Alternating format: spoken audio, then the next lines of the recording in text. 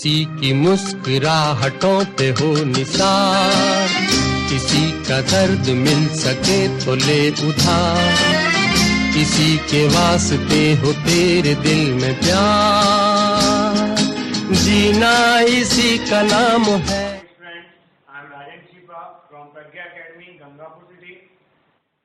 हम केमिस्ट्री में आज पढ़ते हैं chiral carbon and projection formula. Clear है? ये बहुत इंपॉर्टेंट टॉपिक है कायरल कार्बन। तो यहाँ पर हम पढ़ रहे हैं कायरल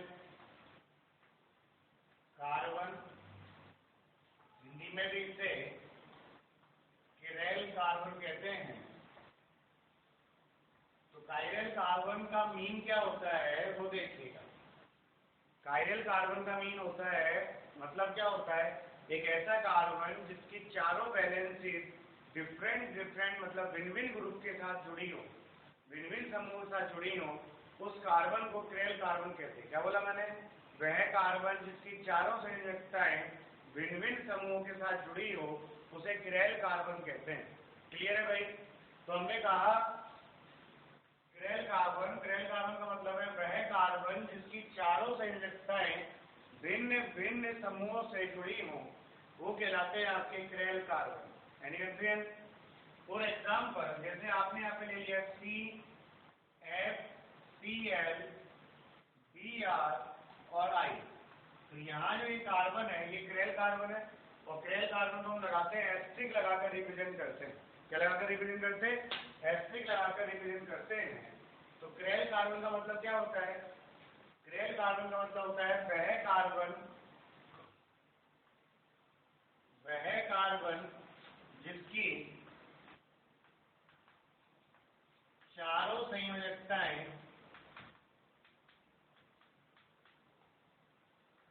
भिन्न भिन्न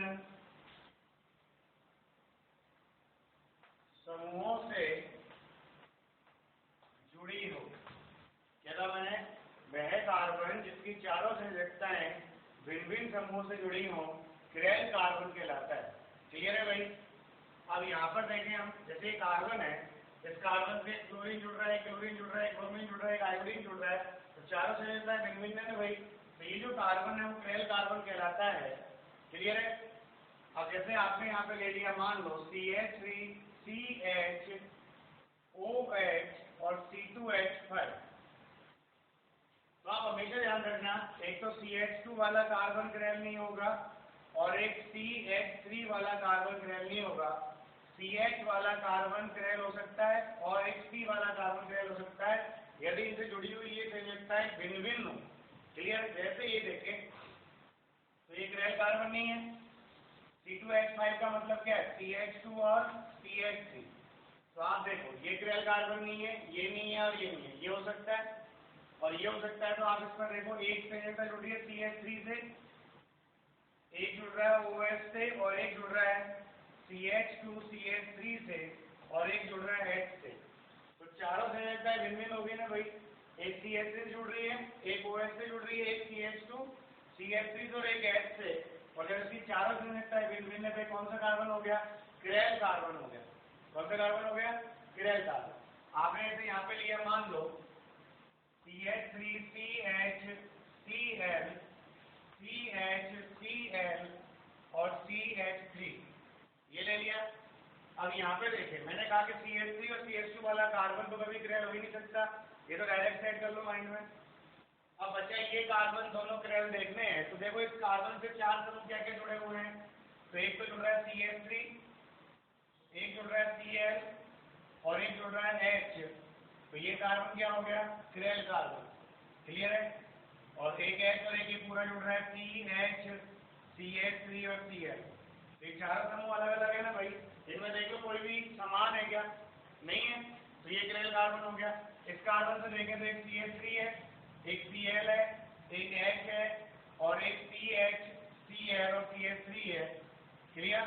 तो ये कार्बन कहलाएगा आपके किरैल कार्बन। क्या कहलाएगा? आपके किरैल कार्बन। क्लियर? तो किरैल कार्बन का मतलब क्या है? किरैल कार्बन का मतलब है ऐसा कार्बन जिसकी चारों संयोजकताएं भिन्न भिन्न समूहों से जुड़ी हों, वो कहलाता है आपके किरैल कार्बन। क्लियर। और एग्जांपल देखें अपन, जैसे आपने यहाँ पे ले लिया,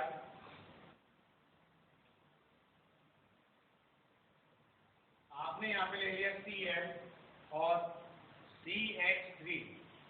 आपसे यहाँ पूछे कितने ग्रेल कार्बन है, तो देखो ये CH2 है, ये CH2 है, ये CH2 है और ये CH2 है। CH2 वाला तो ग्रेल कार्बन हो सकता है, ये CH वाला है, तो ये दोनों ग्रेल कार्बन हो सकते हैं। देखें होंगे कि नहीं होंगे। मतलब एक तो Cl जुड़ रहा है, एक H जुड़ रहा है, एक CH2 और CH2 बराबर हो गया। फिर आगे बढ़ो, जब साइक्लिक में ऐसे बराबर हो तो हमें आगे बढ़ना है, और भिन्नता आ रही है तो भिन्न भिन्न और समान आ रहा है तो समान है। यहाँ ये CH2 और ये क्या है आपका CH3 है। क्लियर है।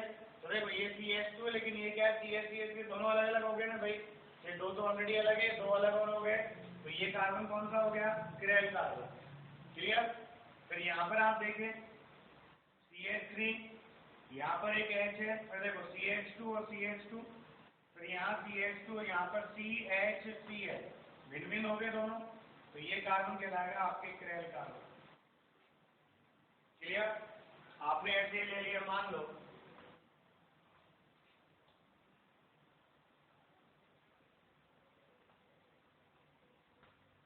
अब इसमें देखें हम कितने क्रेल कार्बन है, वो देखें अपन कि इसमें कितने क्रेल कार्बन होंगे।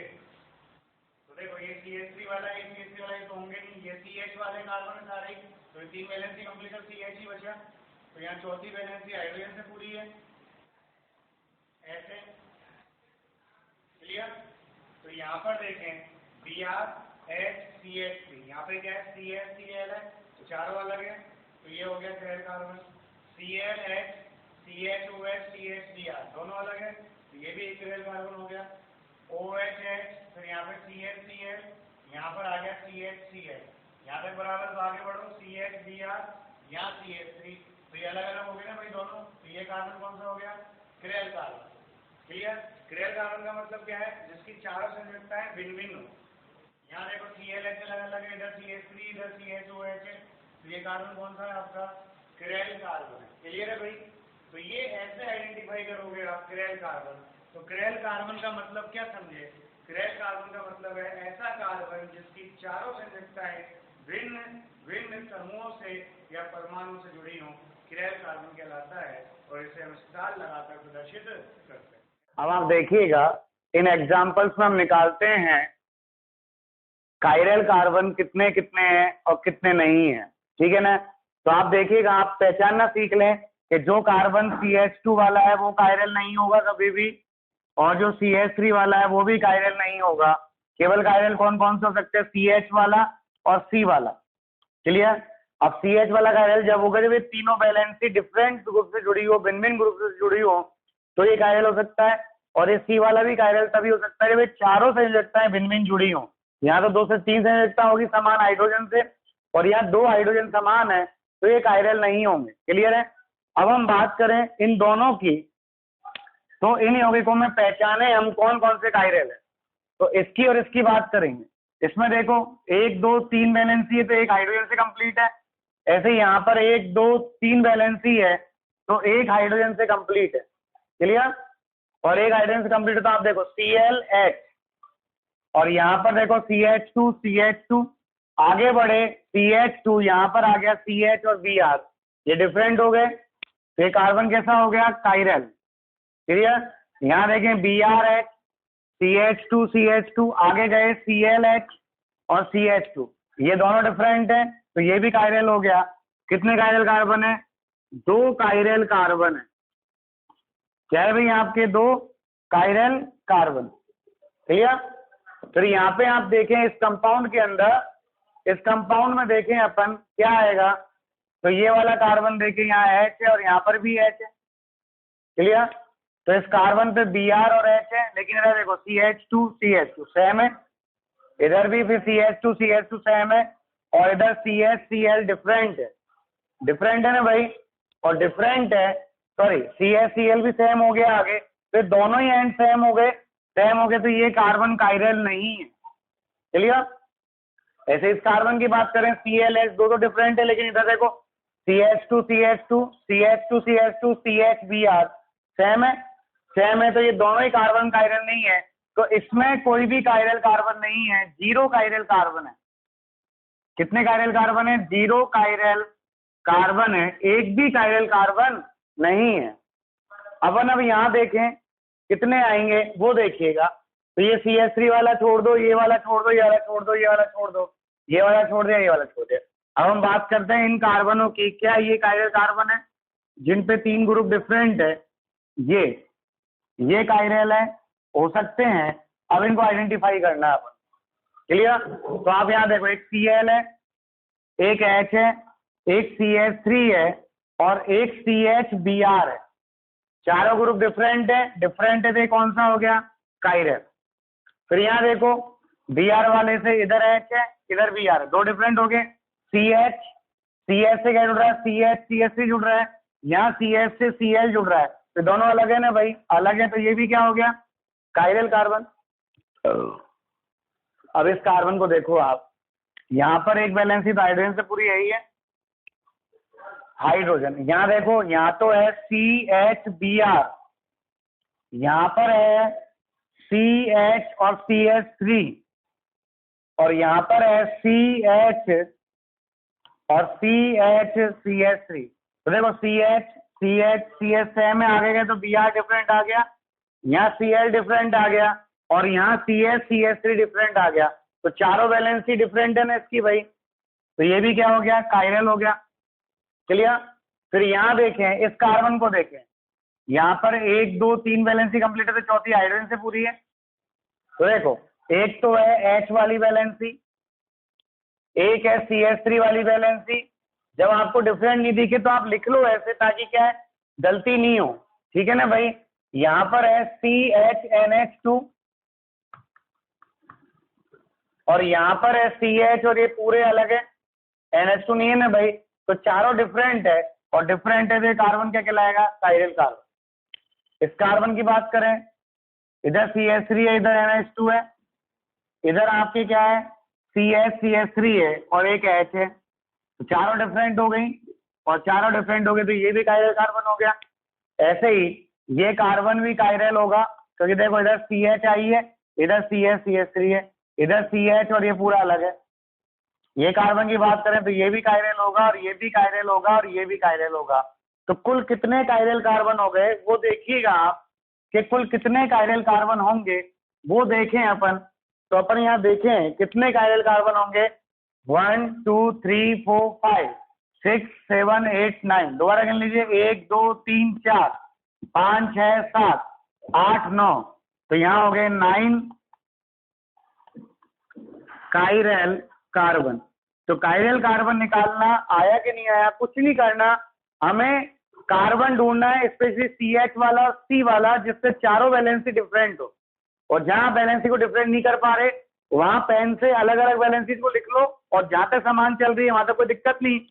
जहां समान है उसके आगे बढ़ो, और जहां भिन्नता आएगी वहां पर देखो, अगर भिन्न आ रहा है तो कायरल कार्बन है, नहीं आ रहा तो कायरल कार्बन नहीं है। यहाँ देखें तो देखो, यहाँ पर ये CH वाला कार्बन है, ये कायरल हो सकता है, ये कायरल हो सकता है, ये हो सकता है, ये हो सकता है, ये हो सकता है, ये हो सकता है, और ये हो सकता है, ये हो सकता है, ये हो सकता है, और ये हो सकता है। अब हमें देखना है कैसे हो सकता है, ठीक है ना? जैसे इसकी देखें, BrH, इधर CH है, इधर CH2 है, डिफरेंट है तो कायरल हो गया। इसको देखें, इधर CH2 है, इधर CH है, इधर CH है, तो CH2 अलग है, एक H तो है इस पे अलग से, भाई हाइड्रोजन तो अलग से है ना इस पे, CH2CH। अब यहाँ CH से CH जुड़ रहा है, यहाँ CH से Br जुड़ रहा है, ये दोनों भी अलग हो गए, ये दोनों पहले से अलग था। फिर यहाँ देखें Cl है, एक H है, फिर यहाँ देखो CH2, फिर आगे बढ़े CH, फिर आगे बढ़े CH2, यहाँ आ गया CHBr, तो ये दोनों डिफरेंट हो गए ना भाई, तो ये कार्बन कायरल कहलाएगा। फिर आप यहाँ देखो इसको, यहाँ CH2 है, यहाँ CH2 है, यहाँ CH है, अब ये दोनों थोड़े सेम आ रहे हैं ना भाई, आगे बढ़ो, यहाँ CHCl है, यहाँ CHOH है, तो डिफरेंट हो गए ना भाई, तो ये कायरल है। फिर इसको देखें, इधर CH2 है, इधर CH है, इधर OH है, तीनों डिफरेंट है, तो ये कायरल है। इसको देखें, CH, तो अब CH आ रहा है, तो यहाँ CHOH है, यहाँ CH है, तो ये कायरल हो गया। फिर इसको देखें, CH2 CH2 सेम है, आगे बढ़ो CH CH सेम है, आगे बढ़ो CH2 यहाँ आ गया CH और OH डिफरेंट है, डिफरेंट है तो ये भी क्या कहलाएगा आपके कायरल कार्बन। ऐसे यहाँ देखें CH2 CH2 CH, अब आगे बढ़े CH Cl, यहाँ पे आ गया CHBr डिफरेंट आ गया, तो ये क्या हो गया क्रेल कार्बन।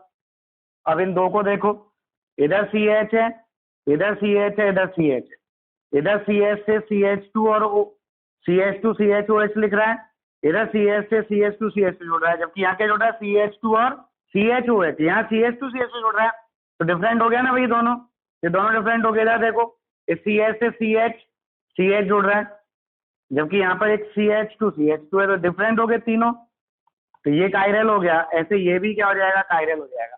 कुल कितने कायरल कार्बन हो गए आप गिनेगा, 1 2 3 4 5 6 7 8 9 10, कितने कायरल कार्बन होंगे 10 कायरल कार्बन। पहले बोलिए कायरल कार्बन आया कि नहीं आया, कोई प्रॉब्लम। तो कायरल कार्बन क्या है, आपको वो कार्बन ढूंढना है जिसकी चारों वैलेंस डिफरेंट हो।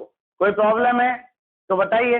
जब आपके जैसे मान लिया अपन ने यहाँ पे 2 सेम आए तो हमें आगे बढ़ना है, और आगे तब तक बढ़ना है जब तक डिफरेंट नहीं आ जाए, और यदि पूरा ही खत्म होने तक डिफरेंट नहीं आ रहा तो सेम है, और डिफरेंट आ गया तो सेम नहीं है।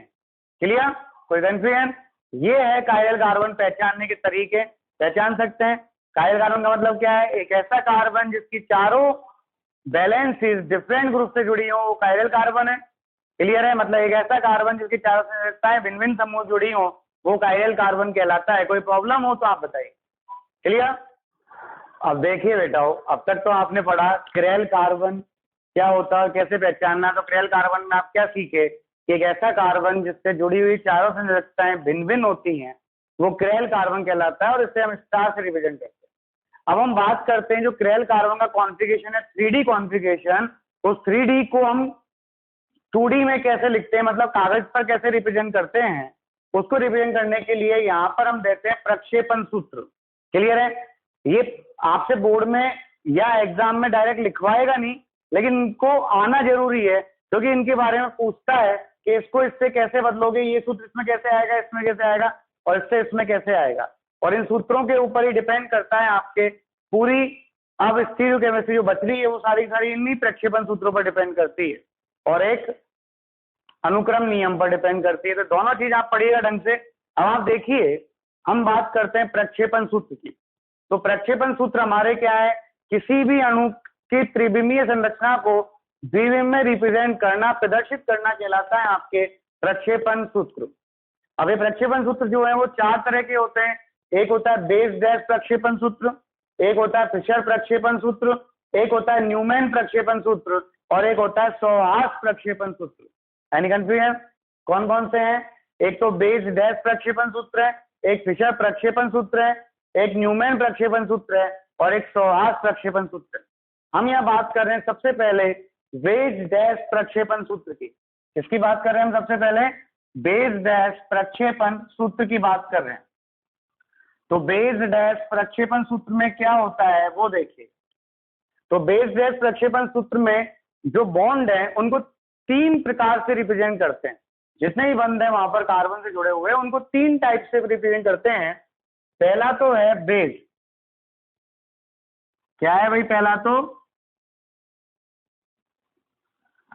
इसे तो कहते हैं अपन बेस डैश, और बेस का मतलब होता है ये बंद कहां पर होते हैं, ये बंद रिप्रेजेंट करता है किनको, उन समूहों को जो प्रेक्षक की ओर है। किसको रिप्रेजेंट कर रहा है, जो प्रेक्षक की ओर है। और प्रेक्षक कौन है, आप जो देख रहा है वो प्रेक्षक है। अब इसको कौन देख रहा है, इसको आप देख रहे हो यूं सामने से, तो ये आपकी ओर है ऐसे, ये मेरा अंगूठा आपकी ओर आ रहा है, तो ये हो गया प्रेक्षक की ओर। अभी बताएंगे आपको। एक होता है डैश, डैश को या तो ऐसे रिप्रेजेंट करते हैं या ऐसे भी रिप्रेजेंट करते हैं। तो जो डैश होता है इसे तो कहते हैं डैश, और डैश बताता है उन समूहों को जो कहाँ है, प्रेक्षक से दूर है। कैसा है भाई, प्रेक्षक से दूर है। अब हम यहाँ पे बात करें लाइन की। क्लियर है, लाइन की बात करें, इन्हें कहते हैं हम लाइन, और जब हम इन्हें लाइन कहते हैं तो लाइन का मतलब होता है कागज के तल में। तो ये आपके कागज का तल है, कागज के तल में। कागज के तल का मतलब आप जिस भी तल में लिख रहे हैं उस तल में ये वाले बॉन्ड प्रेजेंट होंगे। अब आप देखिए, जैसे मैंने एक रिप्रेजेंट कर दिया, मान लो ये एक मॉलिक्यूल रिप्रेजेंट कर दिया, तो ये मॉलिक्यूल 3D में कैसा दिखता है वो देखिएगा। यहाँ लगा दिया COOH, यहाँ लगा दिया CH3 और यहाँ लगा दिया OH और यहाँ लगा दिया H। अब आप देखें, जैसे मैंने यहाँ पर ये 4 पेन ले लिए और इसे एक ज्योमेट्री बनाई टेट्राहेड्रल। कैसी ज्योमेट्री बनाई भाई? एक टेट्राहेड्रल ज्योमेट्री बनाई, ये बन गई।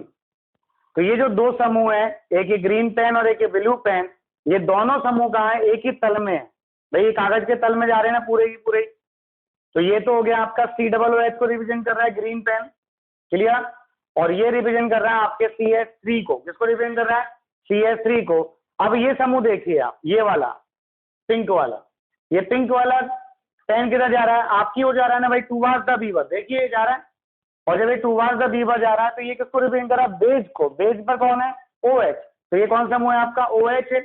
और ये जो ऑरेंज पेन है ये कहाँ जा रहा है? अवे फ्रॉम द बीवर जा रहा है, मतलब ये इस प्लेन से पीछे है ना भाई, तो आपसे दूर जा रहा है ना ये बॉन्ड। तो ये वाला है डैश। क्या है ये? Dash, clear. तो ये एक, ये वाले जो है वो तो इन द प्लेन है ऐसे, ग्रीन और ब्लू, और ये वाला जो है वो आपकी ओर है और ये आपसे दूर है, तो इन द प्लेन। ये लाइन से रिप्रेजेंट है दोनों, ये COOH है, ये CH3 है। ये वाला जो है वो आपका क्या है? OH है, और ये वाला क्या है आपका? H है। ये बेस है और ये डैश है। क्या है ये? बेस, और ये क्या है? डैश, और ये दोनों क्या है? Line, clear. तो इस मॉलिक्यूल का मतलब होता है ये जो बनाया हमने 2D में, उसका मीन 3D में ये होता है कि यहाँ पर सर COOH है, यहाँ पर CH3 है, यहाँ पर OH है और यहाँ पर H। कोई कंफ्यूजन है तो आप बताइए, क्लियर। चलिए फिर अपन और एग्जांपल देखें। और एग्जांपल जैसे आपने ले लिया,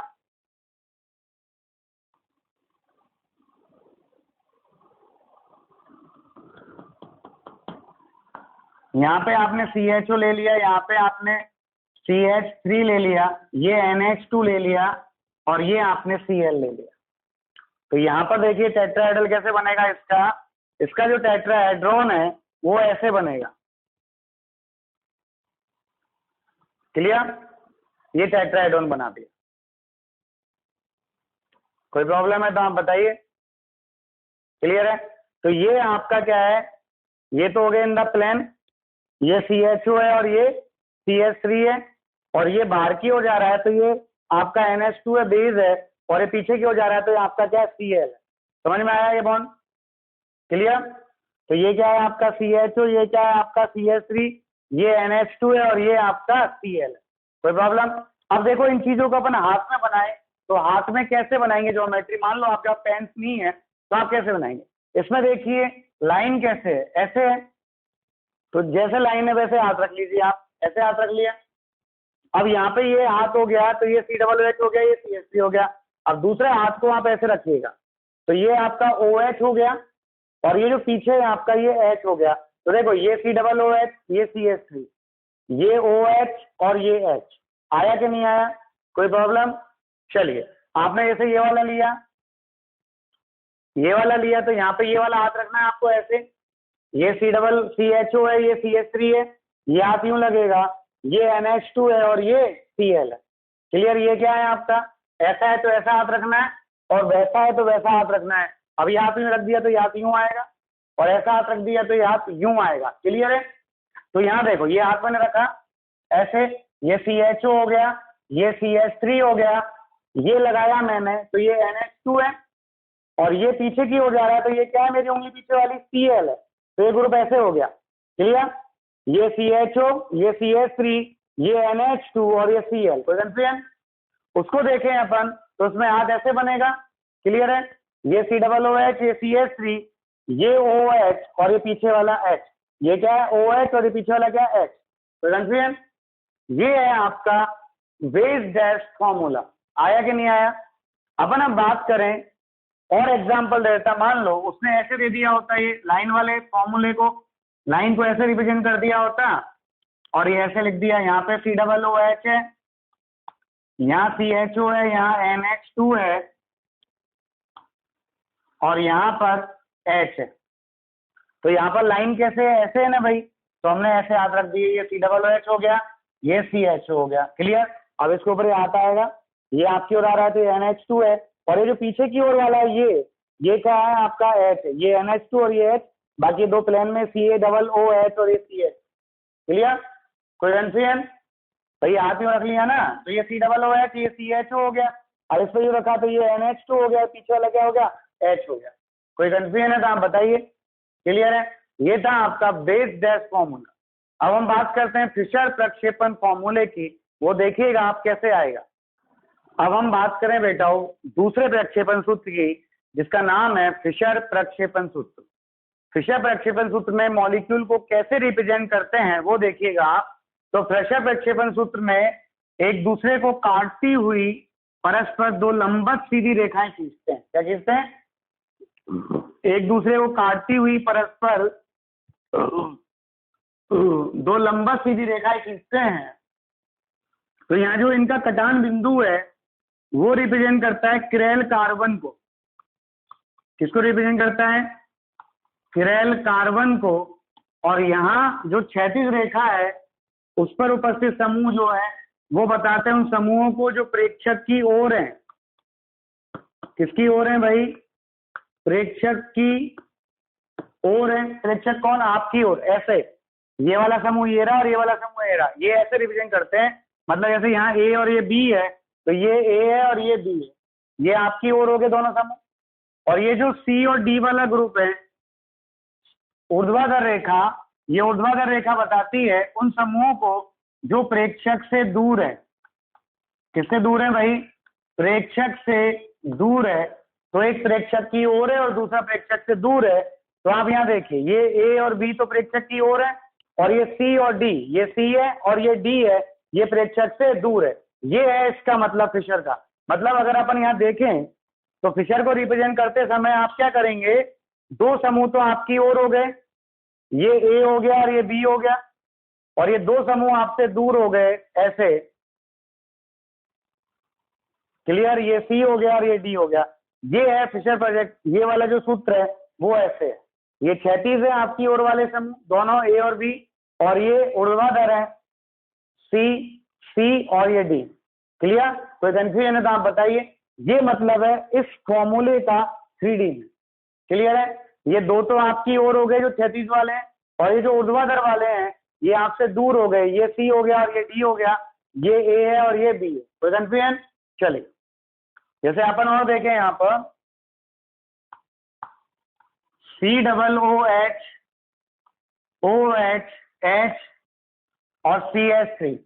आप यहाँ पर देखिएगा, ये COOH और देखो OH और H तो क्षैतिज रेखा वाले तो ये हो गए, और ये हो गया ऊर्ध्वाधर रेखा वाले, तो ये COOH है और ये CH3 है, ये OH है और ये H है। कोई कंफ्यूजन?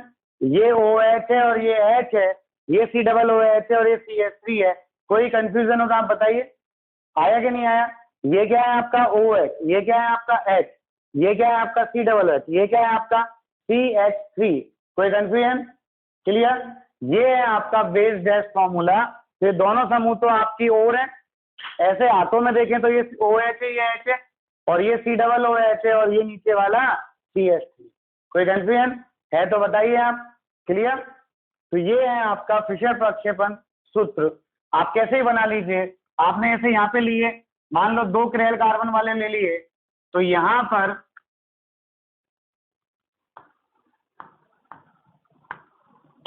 ये ले लिया, तो यहाँ पर दो किरेल कार्बन है, एक किरेल कार्बन तो ये रहा और एक किरेल कार्बन ये रहा। तो ऊपर वाला ये OH है, ये H है, और ये नीचे वाला लगा ये H है और ये NH2 है, और ये ऊपर आपका जो जाएगा ऐसे देखो, ये COOH है और ये नीचे जो आएगा ये क्या है आपका CHO है, बाकी ये H है, ये NH2 है, और ये आपका OH है और ये आपका H है और ये COOH, क्लियर। कोई प्रॉब्लम है तो आप बताइए। क्लियर है? तो ये है फिशर प्रक्षेपण फॉर्मूला। क्लियर? कोई प्रॉब्लम है तो आप बताइए। अब हम लेते हैं न्यूमैन प्रक्षेपण सूत्र। क्लियर? कौन सा लेते हैं? न्यूमैन प्रक्षेपण सूत्र। अब हम बात करें तीसरा प्रक्षेपण सूत्र, न्यूमैन प्रक्षेपण सूत्र। इसमें हम कैसे देखते हैं मॉलिक्यूल को, वो देखिएगा। इसमें मॉलिक्यूल को यूं फ्रंट से देखते हैं, बिल्कुल सामने से। तो ये सामने वाला कार्बन हो गया और ये पीछे वाला कार्बन हो गया। और फ्रंट से देखते हैं तो यहाँ जो फ्रंट कार्बन एटम है उसको रिप्रेजेंट करते हैं अपन सर्कल से। तो जो फ्रंट कार्बन है वो तो सर्कल का सेंटर होगा, केंद्र होगा।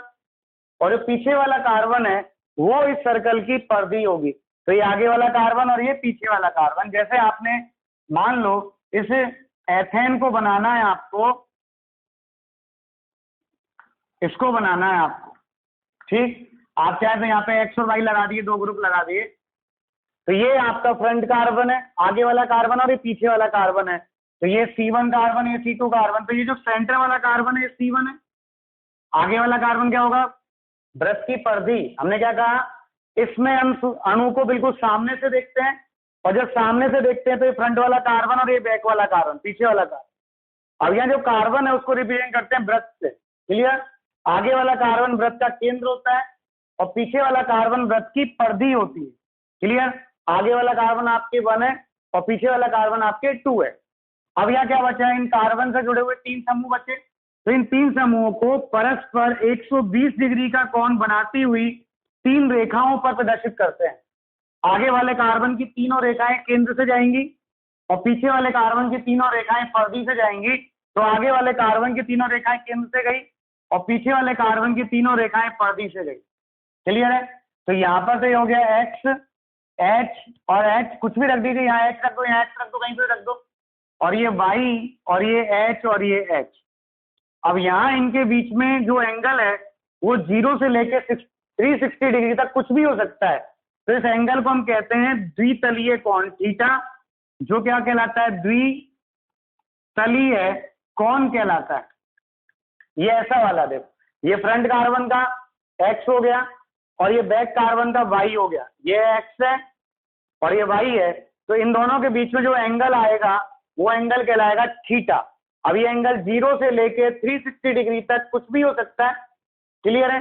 क्या बोला मैंने? 0 से लेके 360 डिग्री तक कुछ भी हो सकता है। और आप किसी भी फॉर्म में लिख सकते हो, किसी भी एंगल पे घुमा सकते हो, क्योंकि ये मॉलिक्यूल दे रखा है। आप किसी भी तरह से रिविजन करिए इस मॉलिक्यूल में।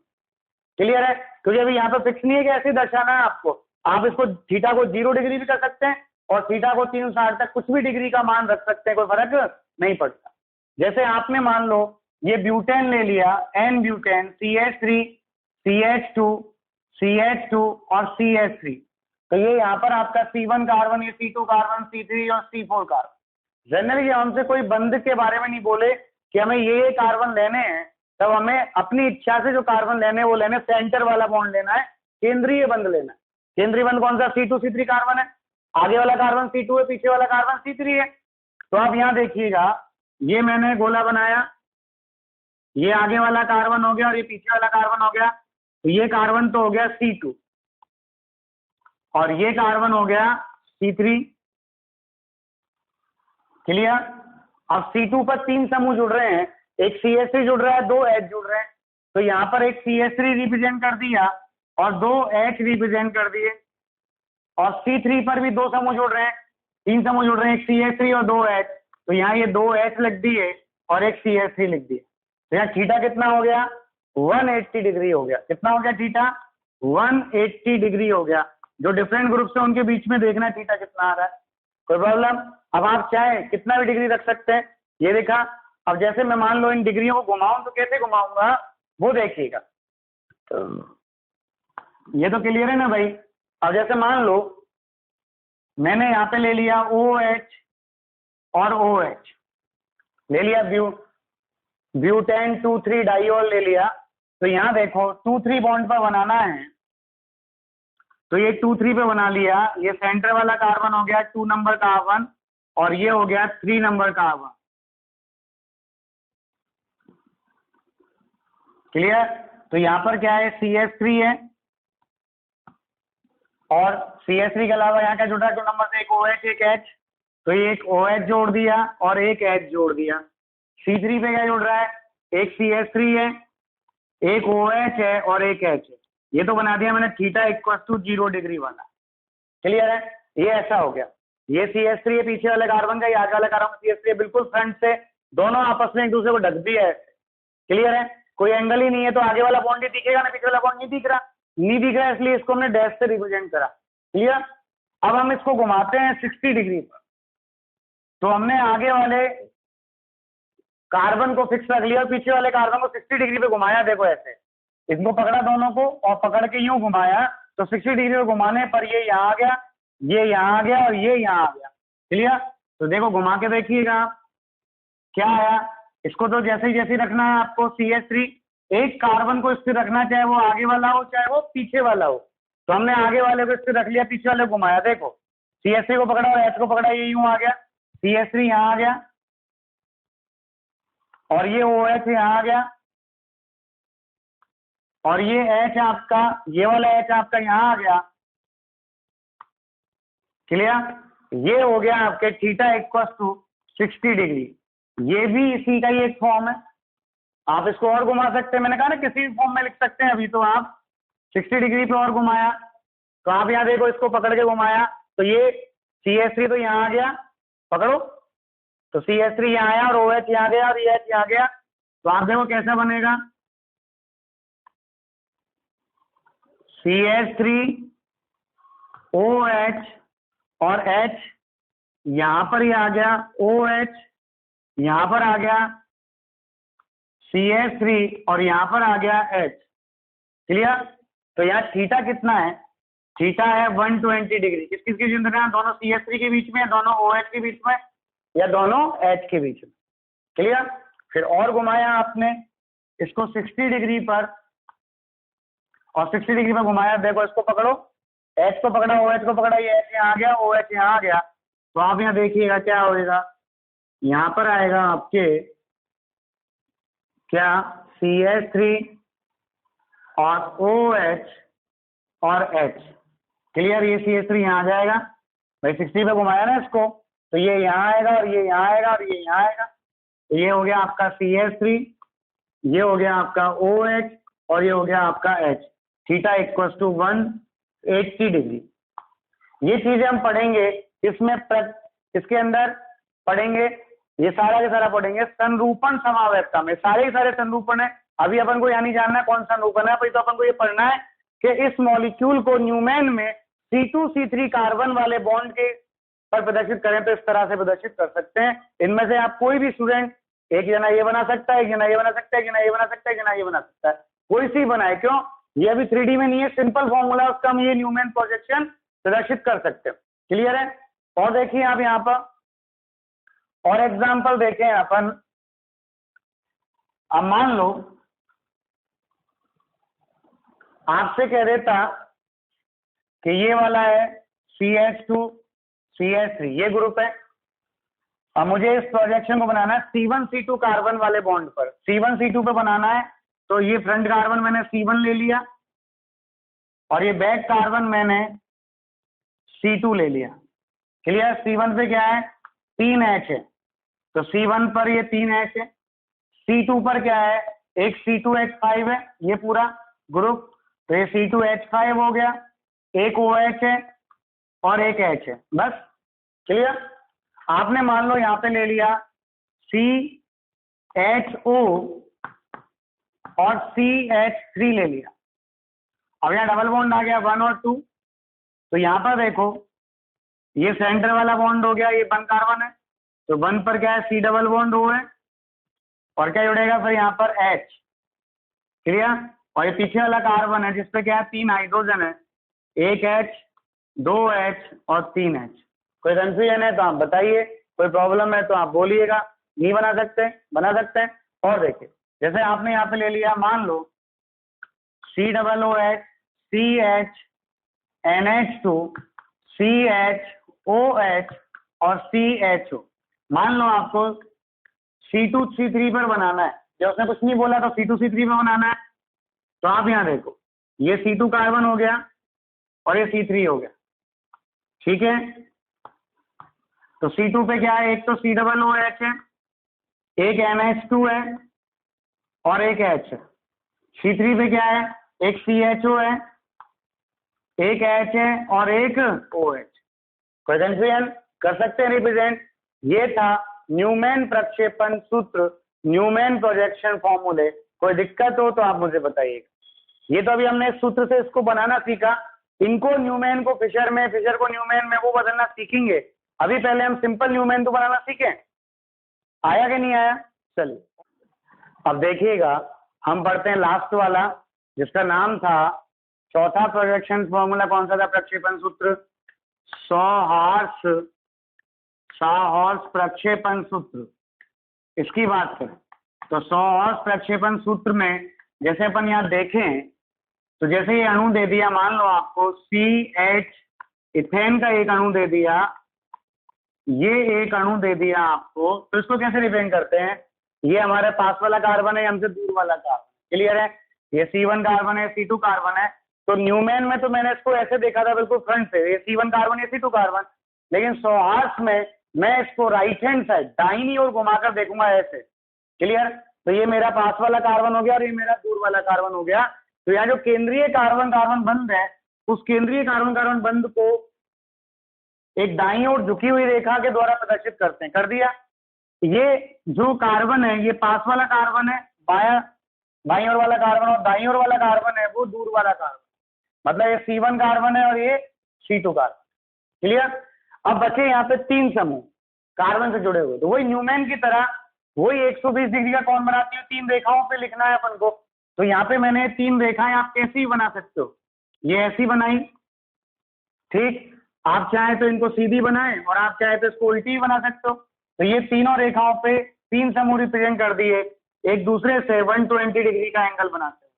क्लियर? अब न्यूमैन की तरह आप इनको घुमा सकते हो 60 पर या 120 पर घुमा सकते हो, एक को स्थिर रख के एक को घुमा सकते हो।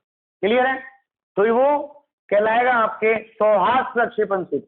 आपने ऐसे इसको यूं भी बना सकते थे, भाई मैं इन 120 वाली डिग्री की रेखाओं को ऐसे खींच दूं, तो कैसे भी रख सकता है।